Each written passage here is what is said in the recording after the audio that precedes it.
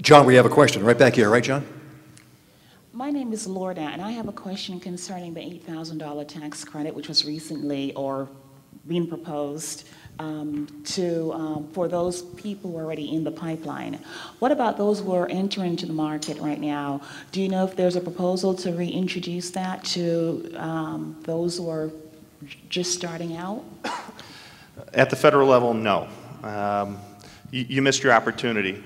But where you could make it up is interest rates right now are close to a full % less than they were a year ago. You can make up that $8,000 in a matter of years. It's not much consolation. But let me tell you about something that the state of New Jersey is looking at.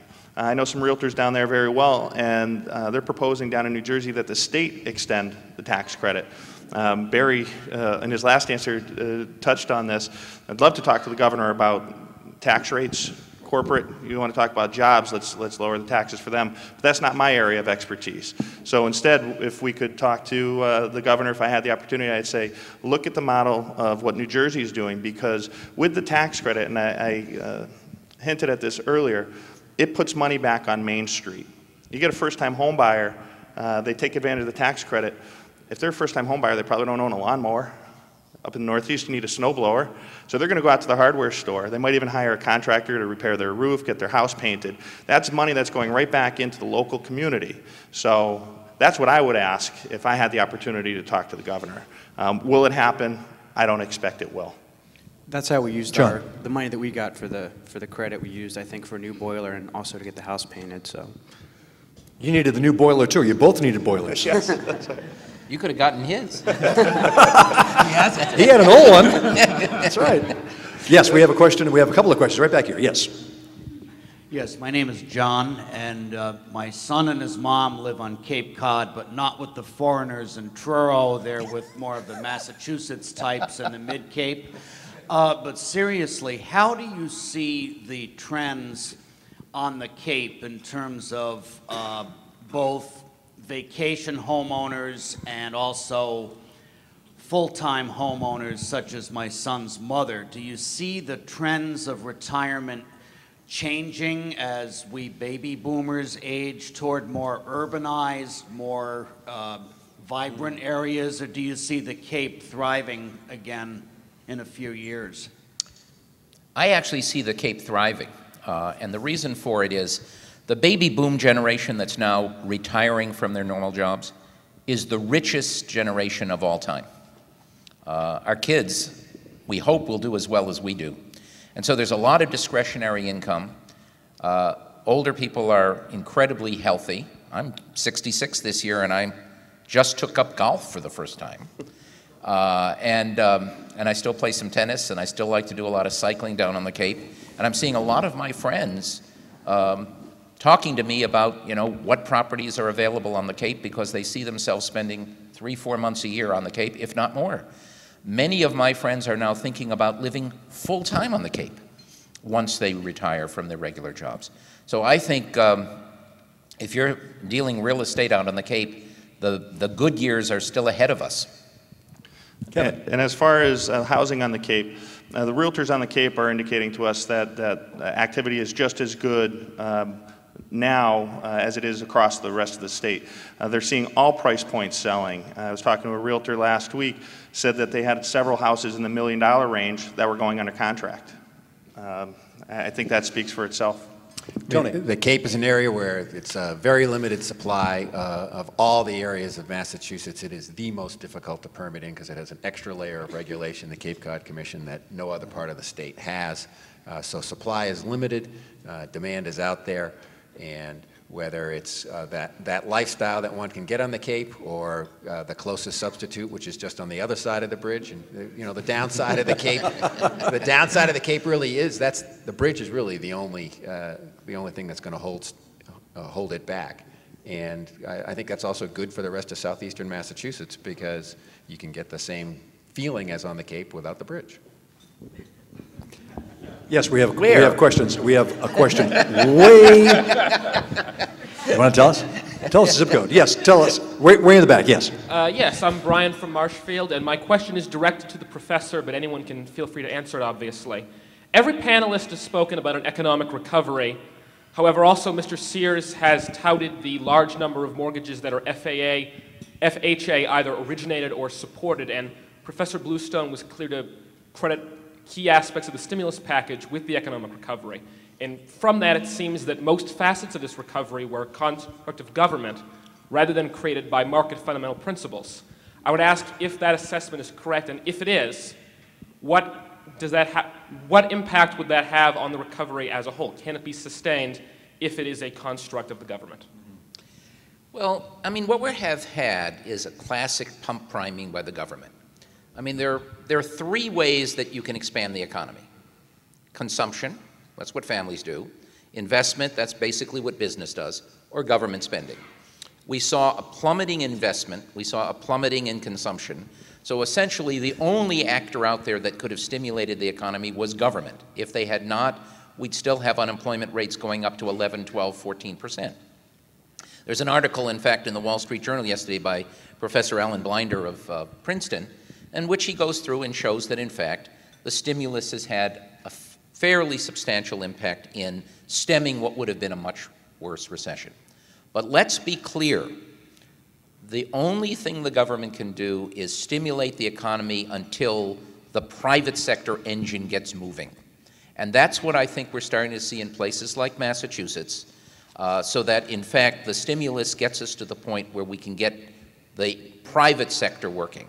I'm hoping to continue to see this. The one concern I do have, nationally, not locally, was that last month, many of us economists expected to see much more employment growth than we saw.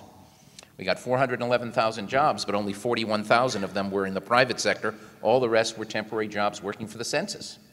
That was bad news, and that was the one thing that made me a little less encouraged about what I'm seeing in the economy.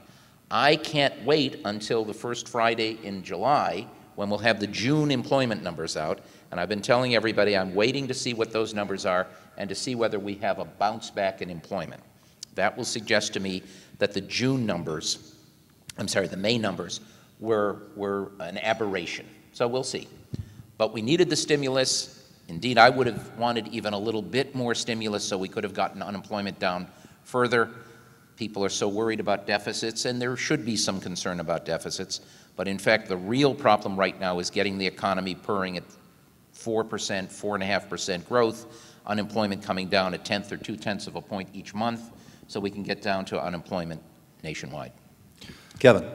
For the private sector, the good news for me was 5, 6, maybe 7 months ago when you heard about these national banks that wanted to pay back their bailout money. They wanted to pay it back because things had turned around for them. And so the private sector was being put in a position to be able to support the economy, and in particular to my industry, mortgages, lend the money so that we could normalize and stabilize the housing market. I think that's what we need is more of that in order to have a full recovery in the housing market. I don't know if I spoke about a full recovery, but I definitely talked about stabilization and normalizing, and that's what we're seeing now. We have a question right over here. Yes, sir. Hi, guys. My name is JJ. So I'm a first-time home buyer, and Kevin, you had mentioned that a foreclosure in the neighborhood would drop the value of your home about 7%. I'm wondering, when you guys were talking about what are buyers looking for me and my wife, man, we're totally looking for resale value. I mean, obviously, this is an investment thing for us.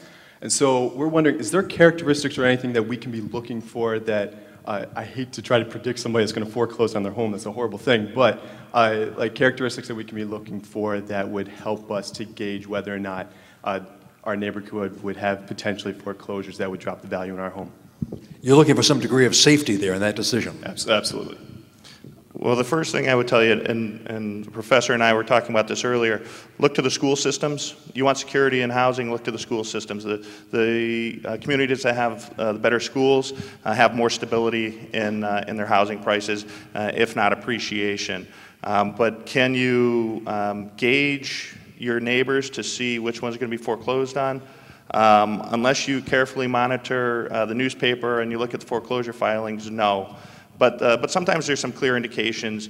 If you're not seeing the lawn getting mowed, if you're not seeing general maintenance being taken care of, that might be an indication that there's some issue or problem there. Also, if somebody's taking a boiler out of the basement and bringing it out, That would be a dead giveaway. it's a dead giveaway. Yeah, When listen the- for metal noises in the middle of the night. You know, when the boards go up on the windows, you know there's a problem. Anthony, if I could just pick up on a point here, because we do a lot of research at our center, and we just did something that I found fascinating. You may have heard in the news a couple weeks ago, the town of Hull on the South Shore voted down for the second year in a row a Prop 2.5 override to fund their schools. They've lost their advanced placement courses, they've lost a lot of their drama and arts arts classes, and they've even had to cut back on sports. I didn't think any community would ever cut back on sports in their schools, but they did. And there was a young woman who was interviewed by, I think, one of the other radio stations on the FM dial. You listen to other stations? No. Please. No. Just, it was an accident. And she was saying that they'd had it. 2 years in a row they'd voted down an override. She was going to move to Hingham, where they really spend money on schools, and they care about their schools. So I turned to my staff, I've got a pretty darn good staff, and I said, why don't we figure out whether, in fact, Hull made a mistake? Were they penny wise, pound foolish?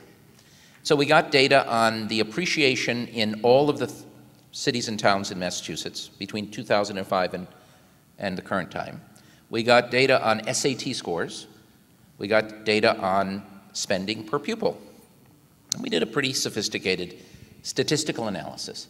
And what we found was the following. By not passing the override, the good folks of Hull over 5 years saved themselves $2,500, or just about that amount.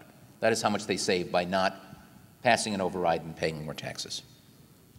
But because there is such a strong correlation between home appreciations and good schools, at least indicated by spending per pupil, for the $2,500 they saved in taxes, over that same 5-year period, they lost $9,700 in terms of the value of their home. So for every dollar they saved in taxes, they essentially gave up $4 in appreciation. Schools matter a lot.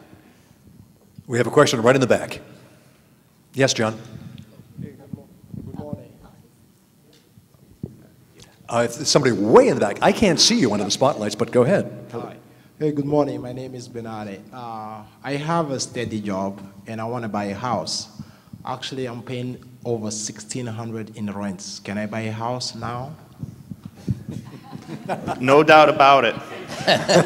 let me translate this for you. Your $1,600 in rent would equate to approximately about a $300,000 mortgage.